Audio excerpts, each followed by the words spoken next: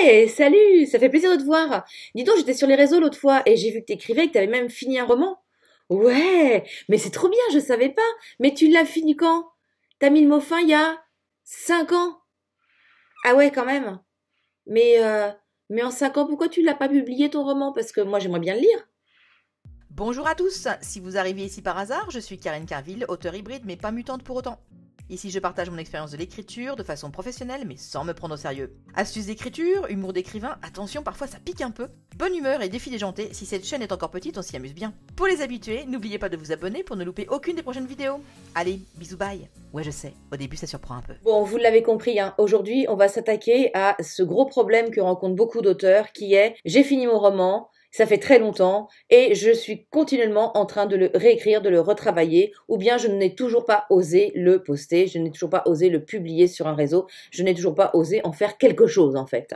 Alors bien évidemment, chaque roman est spécial, chaque auteur est unique et donc il y a plein de raisons possibles au fait que vous n'ayez pas encore réussi à publier votre roman. Cependant, moi en tant que coach d'écriture, j'en vois 5 qui généralement vous bloquent bien. Donc aujourd'hui, je vais vous donner ces 5 raisons pour lesquelles vous n'avez pas encore publié votre roman et je vais vous donner 5 solutions pour peut-être passer enfin au-delà de cet obstacle. Alors, première raison pour laquelle vous ne publiez pas votre roman, c'est que vous ne vous sentez pas légitime de le faire. Non mais c'est vrai. Pourquoi est-ce que vous auriez le culot de publier un roman alors que des milliers d'autres personnes écrivent et n'osent pas le faire? Enfin, je veux dire, restons simples, restons humbles, restons un peu modestes. Vous n'allez tout de même pas vous comparer aux grands auteurs contemporains.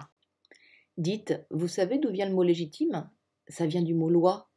Mais vous connaissez une loi, vous, qui décide de qui doit publier un roman et qui ne doit pas le publier? Moi, non. J'ai plutôt l'impression que vous avez un peu les fois de publier ce roman et de vous confronter au regard des lecteurs, et que du coup vous battez gentiment en retraite en vous planquant derrière le «je ne suis pas légitime pour publier un roman». Alors, un petit peu de courage. Vous pouvez passer par des voies détournées. Voici ma solution. Tous les auteurs ont peur d'affronter leur premier lecteur, et c'est normal. C'est pour ça qu'on a une catégorie de lecteurs qui s'appelle des bêta-lecteurs.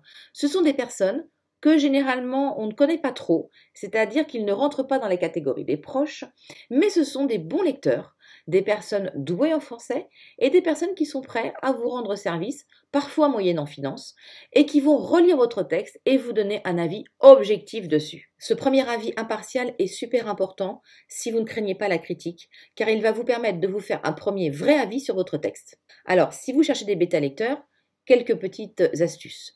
Vous pourrez en trouver certainement dans les groupes de lecteurs sur Facebook. Inscrivez-vous dans un groupe Facebook où on lit des romans dans le genre dans lequel vous écrivez. Et puis très vite, vous allez voir qu'il y a des gens qui se proposent pour lire ou pour relire des manuscrits d'écrivains en tant que bêta-lecteur. Bien évidemment, ce sera à vous de trier, entre guillemets, le bon grain de livret, c'est-à-dire les personnes qui sont capables de vous faire un vrai retour de bêta-lecture, argumenté et construit, de celles qui vont juste vous dire « j'ai aimé » ou « je n'ai pas aimé ». À présent, passons à la raison numéro 2 pour laquelle vous n'avez pas terminé votre roman. Non, mais parce qu'en fait, il faut bien comprendre que ce roman, bon, ok, vous avez mis le mot fin, mais bon, il n'est pas vraiment fini. D'ailleurs, à chaque fois que vous commencez à le relire, vous réécrivez des choses dedans, vous ajoutez des scènes, vous enlevez des passages, vous retrouvez encore des coquilles. Bref, vous avez encore tellement, tellement de choses à faire avant qu'il soit parfait. Oui, mais en fait, la perfection dans un roman, ça n'existe pas puisque c'est le fruit du travail d'un être humain. Et aucun être humain n'est parfait, donc aucun roman ne l'est non plus. Il y a un moment, il va falloir apprendre à lâcher prise. En réalité, quand vous arguez que votre roman n'est pas parfait et que c'est pour ça que vous ne le publiez pas, vous vous retranchez surtout derrière le fait que vous avez peur qu'il reste des erreurs et des incohérences à l'intérieur et que vous n'êtes pas sûr de vous, ou du moins pas suffisamment sûr de vous pour oser le publier. Dans ce cas, il y a une solution simple. Il suffit de faire appel à un professionnel en correction ou à un coach en écriture pour vous aider justement à dépister les dernières erreurs qui pourraient rester dans votre roman et ainsi vous rendre un peu plus serein face à sa publication. Troisième raison pour laquelle votre roman n'est toujours pas publié. C'est qu'en fait, tu comprends, mais je suis en train d'écrire la suite, ou je suis en train d'écrire d'autres romans, et en fait, j'ai 3 ou 4 manuscrits sur le feu, et donc je n'ai pas eu le temps de terminer le premier. Non. Ce n'est pas parce qu'on est en train d'écrire plusieurs histoires qu'on n'a pas le temps d'en terminer une. C'est surtout que vous avez certainement une nouvelle fois peur de vous confronter à vos premiers lecteurs. Dans ce cas, puisque vous avancez tranquillement sur éventuellement plusieurs manuscrits à la fois, pourquoi ne pas les publier sur des plateformes de type Wattpad ou Scribd qui vont vous permettre de publier chapitre par chapitre et surtout de rencontrer vos premiers lecteurs, d'avoir vos premiers retours, vos premiers avis et de voir ce que donne réellement votre histoire et votre écriture. Allez, quatrième raison pour laquelle votre texte n'est pas publié, je vous la donne en le mille. Vous avez peur de vous faire arnaquer par un éditeur. Ça, c'est une peur que tous les auteurs ont connue. Franchement, confier son texte à une tierce personne que l'on connaît à peine en espérant qu'elle le mette en valeur, c'est quand même vachement risqué. Cependant, il existe tout de même quelque chose de plutôt rassurant entre vous deux, entre vous et l'éditeur, ça s'appelle un contrat. Donc à vous de bien lire votre contrat et de lire entre guillemets entre les lignes. Et puis, si vous avez des doutes, faites-vous aider, appelez quelqu'un en renfort, lisez le contrat à plusieurs. Et si vous avez la chance de connaître des auteurs, soit dans vos contacts sur vos réseaux sociaux ou même dans vos proches, faites appel à eux pour relire votre contrat. Ainsi, vous aurez quand même moins de mauvaises surprises. Et puis, si vous avez vraiment trop peur de passer par une tierce personne, de passer par un éditeur, je vous rappelle qu'aujourd'hui, l'auto-édition est quand même beaucoup plus facile qu'il y a 10 ou 15 ans. Et d'ailleurs, j'en viens à ma 5e raison pour laquelle votre roman n'est certainement pas encore publié, c'est que vous avez pris conscience que vous pourriez l'auto-éditer, mais vous ne savez pas comment faire. Et c'est là que je vous félicite.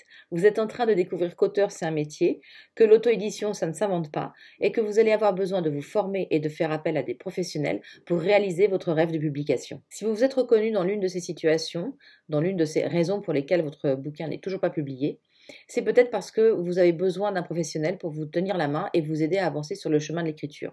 N'oubliez pas que je suis coach et que je suis là pour vous aider. Pour conclure, je vais vous donner aussi quelques petites astuces supplémentaires sous forme de livres à lire. Je vais vous parler de 2 livres très rapidement qui pourraient peut-être vous inspirer et vous aider sur votre chemin de la publication. Il s'agit tout d'abord de L'écriture de Stephen King, qui se lit comme un roman, même si c'est plutôt sa biographie, et qui est très très inspirant dans le domaine de la publication et de l'édition. Mais aussi le livre de Jupiter Phaeton qui s'appelle quelque chose comme Comment j'ai gagné 20 000 € par mois grâce à l'auto-édition. Je vous le mets là, de toute façon, vous allez voir, et je vous mets tous les liens, bien évidemment, juste en dessous, qui est assez inspirant lui aussi et qui vous montre le parcours assez exceptionnel d'une auto-éditée. Alors je dis assez exceptionnel parce que malheureusement, tout le monde en auto-édition ne gagne pas 20 000 € par mois, ça serait bien, mais cependant, il y a quand même moyen de gagner sa vie en auto-édition à condition de faire les choses correctement et surtout très professionnellement. Vous êtes toujours là? Eh bien, ce que je vous propose, c'est de découvrir les 2 formations qui sont disponibles en ce moment avec moi, qui s'appellent Espace et Plan. La formation Espace vous permet de découvrir comment écrire tous les jours et être productif et donc avancer dans l'écriture de son roman. Et la formation Plan est une formation qui, bien évidemment, vous apprend comment faire un plan suivant le type d'auteur que vous êtes et le genre aussi dans lequel vous écrivez. Pour avoir plus de renseignements sur ces formations qui seront relancées pour une nouvelle session au mois de juin, puisque ce sont des formations dans lesquelles je vous accompagne personnellement et donc il y a des sessions, bien évidemment, ce n'est pas des formations qui tournent en boucle comme ça tout le temps en ligne. N'hésitez pas à vous abonner sur les 2 petits liens qui sont juste en dessous et à aller prendre les informations. Et puis on se dit peut-être bientôt, soit en formation, soit sur mes réseaux. Allez, bisous, bye!